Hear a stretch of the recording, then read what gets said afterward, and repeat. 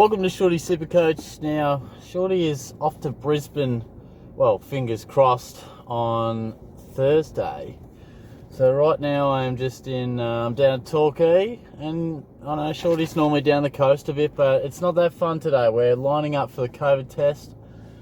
Let's see if I can pan this bad boy without breaking my thing. Not really, but you can see the cars there just sort of lining up with a bit of a double queue action, and that's about on the wing of Torquay, and I'm on the opposite wing and up a hill. So we're going to have to work deep from the forward pocket, a couple of dummy leads, and swing round up to the wing to the opposing forward pocket to try and get a test shoved up my nose. But it's what you got to do. Shorty needs to get to Brisbane, have a couple of Malibus, and sit in the sun. So I got here about 10 minutes ago. Shorty's not an early bird. This one opened at 8. I got a little pull apart for my travels and a little protein fella for my travels. And last night I thought, well, I'll script down 3 or 4 clubs that I can take a look at a preview, because I'm going to have a bit of time here. So you'll probably get these videos every 1 to 2 days. For me, it'll probably feel like 1 to 2 days, but we are going to probably bust out 3 or 4 videos, which I'll attempt to make this a somewhat productive day. So we'll see how we go. I've got work at like 1:30, so I'm hoping it's not a wait of over 4 hours, which I've heard some can be. But let's start with the Hawks. I'll keep you updated. I hope you all had a nice Christmas. Got this COVID fella coming around checking, what's he checking? Jesus. He's probably checking that code that I haven't signed into yet. So I'm going to just pause on that, because this fella's making some rapid pace handing out something. So give me one moment. Okay, we're back. We're going to take a look at the Hawks today. There's a bit going on at Hawthorn, I reckon. Obviously, I always quite like looking at teams that have a bit of rebuilding going on, because there's a bit of change, new coach, could provide some opportunities. But I think the lock's pretty clear, and that's going to be James Sicily. He missed all that footy last year, and going to get him at a nice price for what he can do, and I think he's a no-brainer. I mean, he intercepts, he's a beautiful kick. The Hawthorn backline actually looks quite a bit different since he sort of left. CJ's come along, Jum and Impey looked all right. There's a couple of young guys that sort of put their hand up, but I still think he's the guy down there, and I think he'll be a very popular pick. He was a guy that I quite liked selecting even before the injury, so at a nice price, I reckon he's a good chance. And Josh Ward, young drafty, has to be a really good chance to play some early footy, I would imagine. Highly touted, as you'd imagine. He was taken early on, so in a young, redeveloping side, he might just impress Sammy Mitchell and say, look, put me in for round 1. I'm half a chance. Now, the breakout, well, there's a few names that I've got down here, and I guess the one that is most awkwardly priced, but probably has the best potential to break out, is Will Day. Now, averaged a 79 last year, but it was bookended with some really good scores. Round 1, scored 122. And he was the rage, he was intercepting, he was hitting nice kicks, he looked the part. Then a few less impressive games, and then got injured. I can't remember at what point, but I just remember he sort of got cut off when he really started to look like he was on fire. And then came back and did eventually re-injure that ankle again. So round 15, scored 112, really nice way to finish the year, but in the last little portion of that game, did hurt the ankle, which sidelined him for the whole year. So he's a talent, though. There's some talk where he could move up to a wing or higher up the ground, further up the ground. I'm not too sure where he will be, but I would imagine the likely answer is that he is in that back 6 and rebounding really nicely and playing a great role, because he looks so exciting. The thing is, he's going to be priced really awkwardly, so you'd have to have a fair bit of guts to go with him. Max Lynch is an interesting guy. Obviously came across from Collingwood, searching some, actual opportunity at the Hawks after being at Collingwood with Grundy in the ruck there. So the Hawks, they've got obviously Segler left, and Reeves is probably the guy that was doing a lot of work once he did get into the side. So I just wonder if there's a bit of a transition from, we've seen McAvoy and Segler and those guys do the bulk of the work for so long.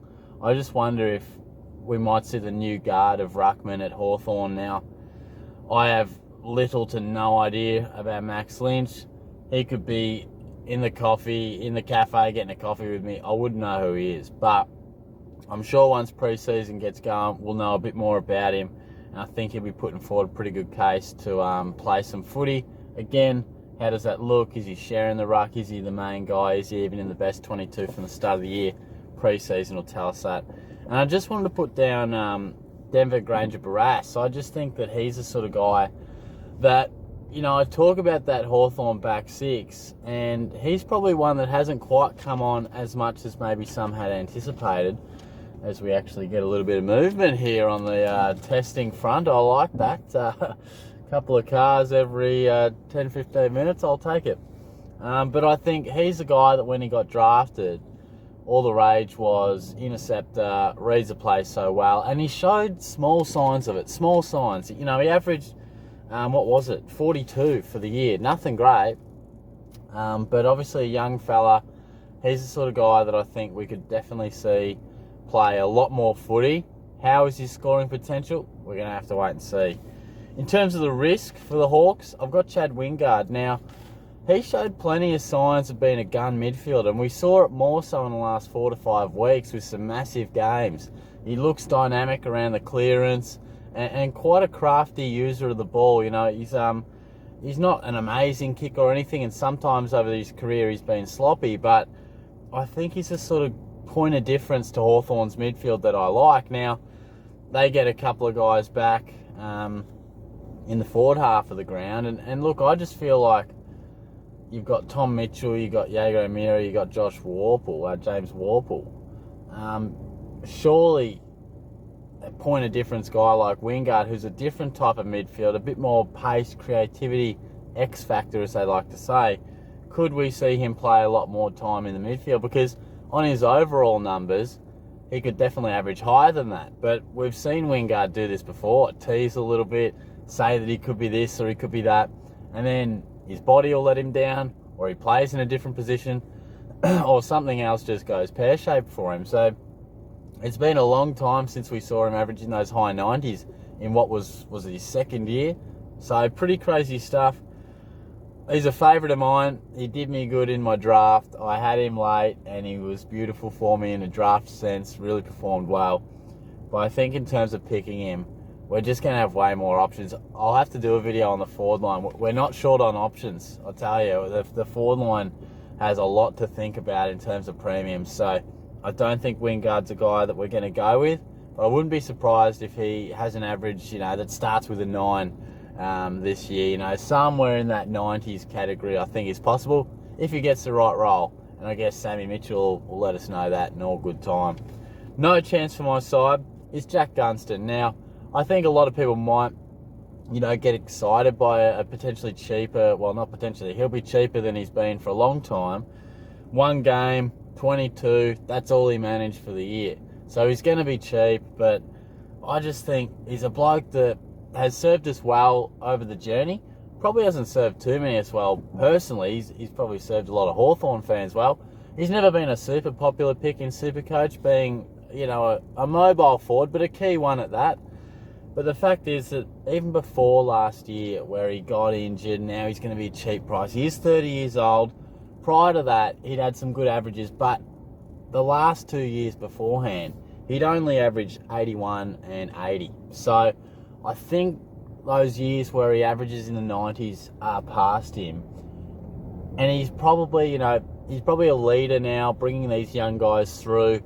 And him kicking 5 or 6 in a weak Hawthorn side is probably pretty unlikely. So I think he's a guy that, while he might be cheap, isn't someone that we're going to really have much of a look at, in my opinion. But, let me know what you think. I'd love to hear your thoughts on the Hawks. I'll be churning out some videos. I'll tell you, like I said at the start of this video, I'm actually starting to, this line's actually working a bit better than I thought. So I've got about 3 or 4 videos that I could do. Hopefully I only need to do like 3. Hopefully we're there by, I don't know, another hour and a half maybe. We'll see how we go. But I'm about to chuck cricket on, at least the pre-game stuff, and I'll talk to you all soon. Cheers.